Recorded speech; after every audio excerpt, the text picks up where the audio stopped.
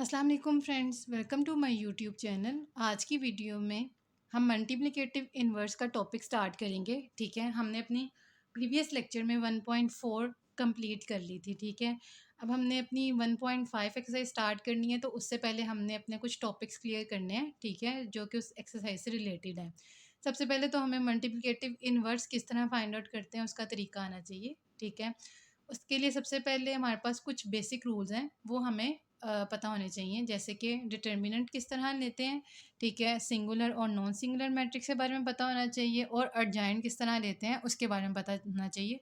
Then उसके बाद ही हम मल्टीप्लिकेटिव इन्वर्स के स्टेप्स फॉलो कर सकते हैं। ठीक है, अब सबसे पहले डिटर्मिनेंट का तरीका तो मैंने पहले भी आपको ये चैप्टर जब स्टार्ट हुआ था तो उसमें बताया था कि डिटर्मिनेंट किस तरह लेते थे। ठीक है, लेकिन फिर भी मैं आपका पॉइंट क्लियर करती जाती हूँ। ठीक है, फॉर इंस्टेंस हमारे पास एक ए मैट्रिक्स है, A B C D, randomly हमने अल्फ़ाबेट्स की फॉर्म में एक मैट्रिक्स ले ली विद 2 बाई 2 स्क्वायर मैट्रिक्स। इसका ऑर्डर 2 बाई 2 है। ठीक है, डिटर्मिनेंट्स को हम किस तरह शो करते हैं, या तो हम डी ई टी के साथ ए लिख देते हैं, ठीक है, डेट ए, या इस तरह का साइन डाल के उसके दरमियान में ए लिख देते हैं। ठीक है, ये साइड पे इस तरह लाइंस डाल के।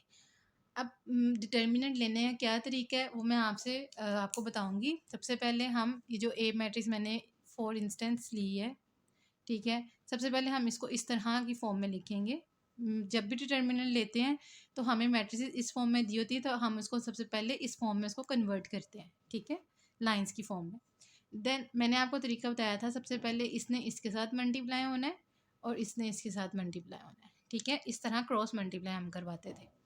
1 मल्टीप्लाई हो जाएगा 3 के साथ, बीच में माइनस का साइन लगाते थे। देन अब दूसरे जॉइंट आपस में ये एंट्रीज डायगोनल वाली मल्टीप्लाई होंगी। ठीक है, 3 1 3 माइनस फॉर्मूले का -2। ठीक है, तो 3 माइनस माइनस प्लस 3 + 2 कितना हो जाएगा 5। तो ये हमारा डिटर्मिनेंट लेने का तरीका सोल्व हो गया। ठीक है, आई होप आपको डिटर्मिनेंट किस तरह लेते हैं वो आपको मेथड क्लियर हो गया होगा।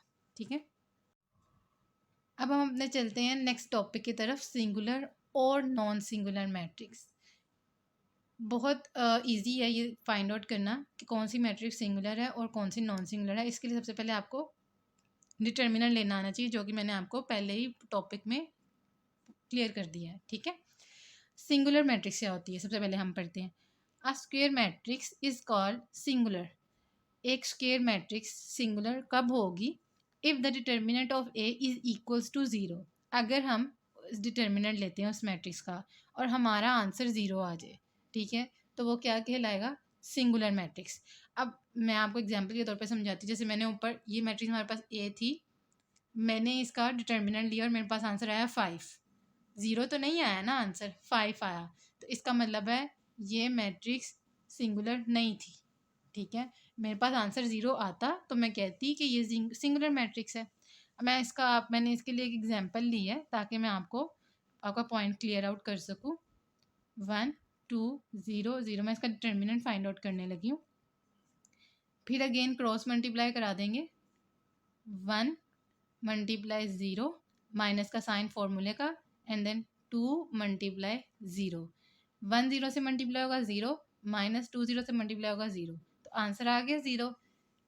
प्रूफ हो गया कि ये वाली मैट्रिक्स क्या है? सिंगुलर मैट्रिक्स है। ठीक है, सिंगुलर मैट्रिक्स का कैसे पता चलता है? एक स्क्वायर मैट्रिक्स हमारे पास होना ज़रूरी है। ये स्क्वायर मैट्रिक्स थी, उसका हमने डिटर्मिनेंट लिया और डिटर्मिनेंट में अगर आंसर ज़ीरो आता है तो इसका मतलब है कि ये सिंगुलर मैट्रिक्स है। ठीक है, अब हम अपनी नॉन सिंगुलर मैट्रिक्स की बात करते हैं।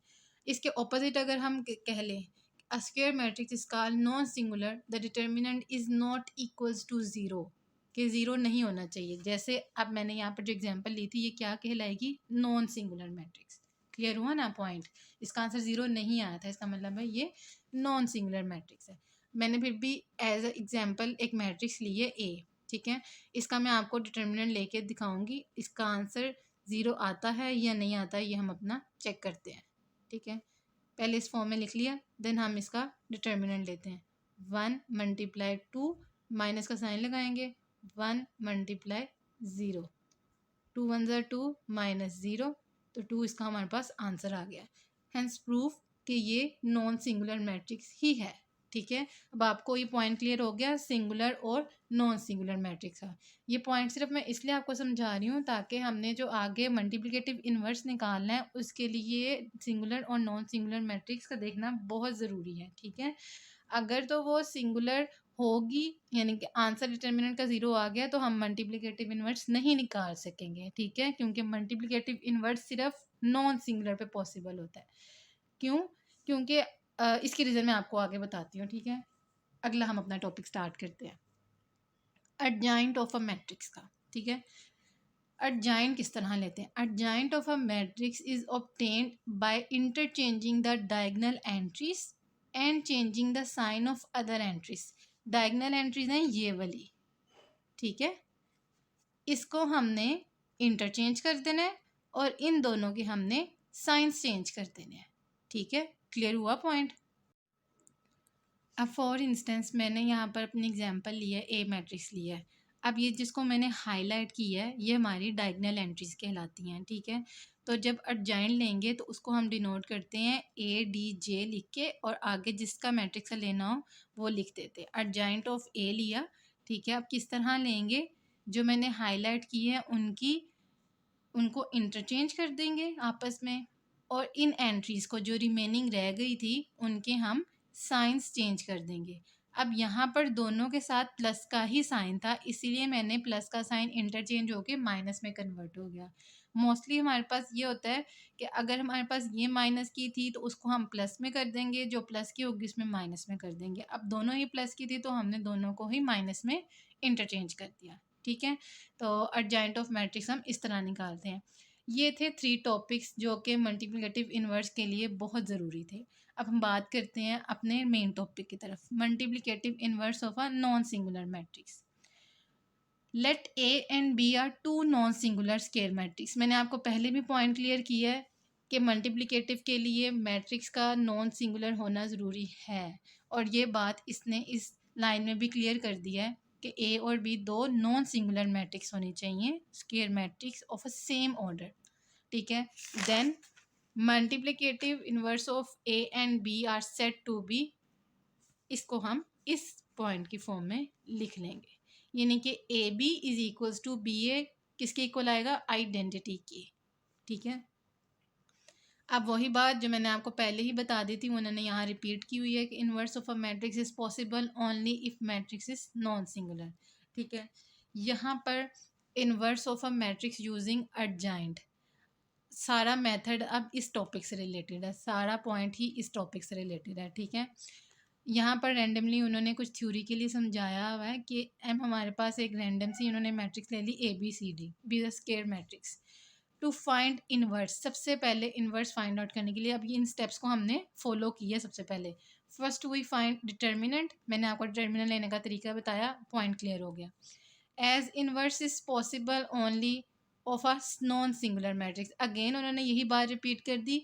डिटर्मिनेंट लेने के बाद ये बात ज़रूर चेक करनी है कि मैट्रिक्स सिंगुलर है या नॉन सिंगुलर है। अगर तो वो सिंगुलर आएगी तो इन्वर्स तो ले ही नहीं सकते, क्वेश्चन वहीं पर स्टॉप हो जाएगा, ठीक है। लेकिन अगर वो नॉन सिंगुलर है देन हम उसको यानी कि इस तरह की फॉर्म में लिख देंगे कि does not equals to zero आया। उन्होंने इधर रैंडमली सा एम का डिटर्मिनेंट निकाल के हमें दिखाया, ए को डी के साथ मल्टीप्लाई करा दिया माइनस फॉर्मूले का और बी को सी के साथ मल्टीप्लाई करा दिया, it does not equals to zero. Then हम उसका एडजॉइंट ले लेंगे। अब एडजॉइंट किस तरह लेंगे? मैंने आपको कहा था ये जो डायगोनल एलिमेंट्स थे इनकी हमने जगह चेंज कर दी, यानी कि डी ए वाली जगह पे चला गया और ए डी की जगह पे आ गया और जो रिमेनिंग एंट्रीज थी उनके हमने साइंस चेंज कर दिए। देन इन्वर्स इस तरह निकालेंगे adjoint of M over M का डिटर्मिनेंट, ठीक है। ये इसकी थी थ्योरेटिकल फॉर्म। अब हम इसकी एक एग्जांपल लेते हैं, जैसे मैंने यहाँ पर लिया है, मैं आपको इसका इन्वर्स लेके आपको समझाऊंगी। देन उसके बाद हम इस चीज़ को भी प्रूव करेंगे कि अगर ए मैट्रिक्स है, ए का इन्वर्स लें तो वो दोबारा आइडेंटिटी के इक्वल आएगा कि नहीं, ठीक है। हमने इस बात को भी इसमें प्रूव करना है, ठीक है। हमने सबसे पहले ए का इन्वर्स निकाल लेना है। हमने ये देखना है कि ए का जो इन्वर्स आया है उसको वापस हमने अगर इस मैट्रिक्स के साथ मल्टीप्लाई कराया तो वो आइडेंटिटी बनता है कि नहीं आता, ठीक है। हमने ये भी प्रूव करनी है बात। अब हम अपना क्वेश्चन स्टार्ट करते हैं, ठीक है। सबसे पहले हम फॉर्मूला लिख लेते हैं, ए इनवर्स किसके इक्वल है, एडजॉइंट ऑफ ए इनटू ए का डिटर्मिनेंट। उसके लिए हम सबसे पहले तो फर्स्ट स्टेप फॉलो करना है, ए का डिटर्मिनेंट निकालना है। ए का डिटर्मिनेंट के लिए हम पहले इस फॉर्म में लिख देंगे 2 1 -1 -3, ठीक है। इसका डिटर्मिनेंट निकाल लेते हैं। 2 मल्टीप्लाई हो जाएगा -3 से, माइनस फॉर्मूले का 1 मल्टीप्लाई हो जाएगा -1 से, ठीक है। 2 3 ज़ार -6 माइनस फॉर्मूले का -1 equals to -6 minus minus plus हो गया, 1 आ गया और -6 + 1 करेंगे 5, -5 इसका आंसर आ गया, ठीक है। Determinant does not equals to 0, that's mean कि ये नॉन सिंगुलर मैट्रिक्स है, ठीक है। अब हम ना क्वेश्चन कंटिन्यू कर सकते हैं, ठीक है। हम इसका क्या निकालेंगे, एडजॉइंट फाइंड आउट करते हैं। एडजॉइंट ऑफ ए, मैंने आपको पहले ही बताया था, इनकी हमने इंटरचेंजिंग कर देनी है और इनके हमने साइंस चेंज कर देने हैं। यानी कि हम यहाँ पर लिखेंगे -3 इधर 2, और इसके साथ माइनस का साइन था तो प्लस का लगा देंगे, और इसके साथ प्लस का था तो यहाँ पर माइनस का आ जाएगा। ये हमारा एडजॉइंट भी क्लियर हो गया। अब हम इस क्वेश्चन इसको हम इक्वेशन नंबर 1 का नाम दे देते हैं, ठीक है। बाय इक्वेशन 1 हम इसमें पुट कर देते हैं values, A inverse is equals to adjoint क्या था, -3 -1 1 एंड 2 बाय 5, सॉरी -5, ठीक है। क्लियर हो गया, इसमें हमने अपनी वैल्यूज पुट कर दी, ठीक है। अब देखें, हम इसको ना ए इनवर्स को इस तरह भी लिख सकते हैं, -1/5 इसको साइड पे लिख लिया, और मैट्रिक्स को हम इस तरह भी लिख सकते हैं,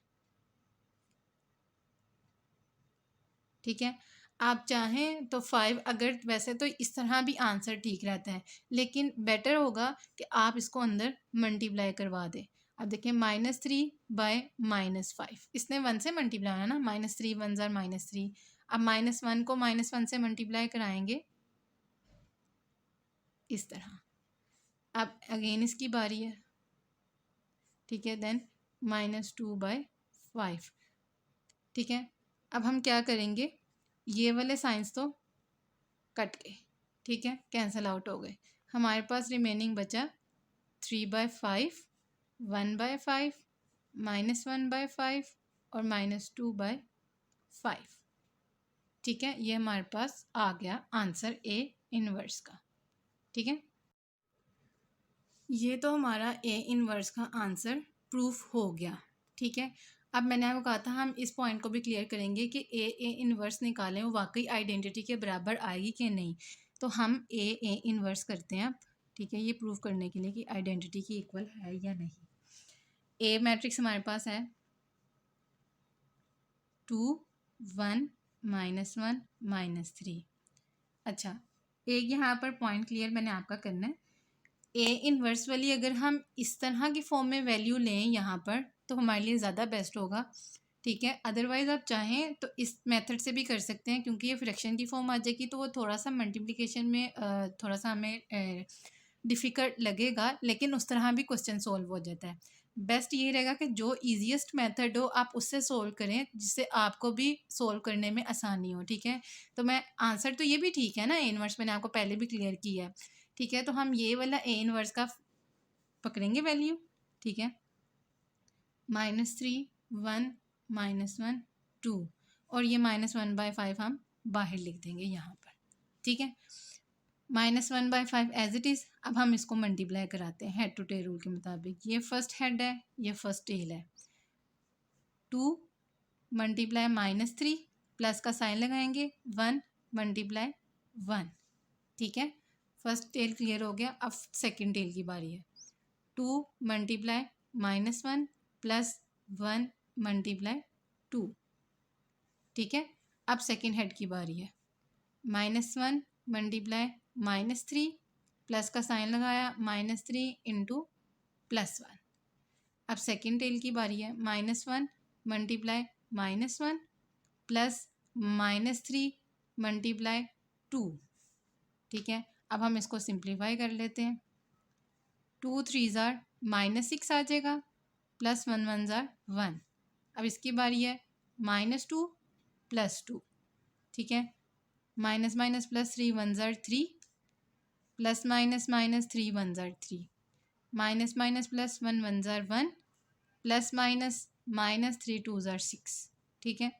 -1/5 बाहर एज इट इज़ जैसे हम लिख रहे थे, ये आ जाएगा -5, इधर आ जाएगा 0, इधर 0 और इधर -5।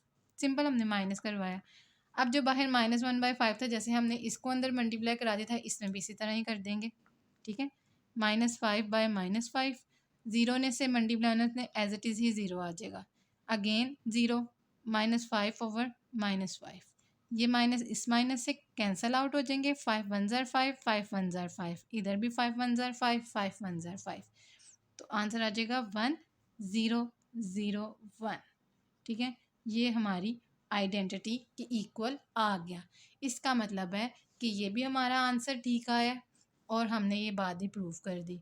अगर ये आइडेंटिटी के इक्वल ना आता तो इसका मतलब है हमारा आंसर ठीक नहीं था, हमारा ए इन्वर्स ठीक नहीं निकला था, ठीक है। तो इस बात ने प्रूव कर दिया कि हमारा इसका आंसर ए इन्वर्स का आंसर बिल्कुल ठीक है, ठीक है। ये कुछ टॉपिक थे जो मल्टीप्लिकेटिव इन्वर्स से रिलेटेड थे, तो मैंने ये आपको समझाएं ताकि 1.5 एक्सरसाइज जब हम स्टार्ट करें तो हमें समझने में आसानी हो, ठीक है। एक्सरसाइज 1.5 टोटली मल्टीप्लिकेटिव इन्वर्स से रिलेटेड है, अर्जाइंट से रिलेटेड है, सिंगुलर नॉन सिंगुलर से रिलेटेड है, डिटर्मिनेंट से रिलेटेड है, ठीक है। इसलिए मैंने समझा कि पहले मैं आपको ये पॉइंट क्लियर कर दूँ। आई होप आपको ये ए इन्वर्स मैंने जिस तरीके से जिस मेथड से बताया आपको वो समझ आ गई होगी, ठीक है। फिर भी कोई कन्फ्यूजन है तो आप मुझसे पूछ सकते हैं। वीडियो अच्छी लगी है तो वीडियो को प्लीज़ लाइक कर दिया करें और चैनल पे नए आए हैं तो प्लीज़ प्लीज़ प्लीज़ सब्सक्राइब कर दिया करें। Thank you.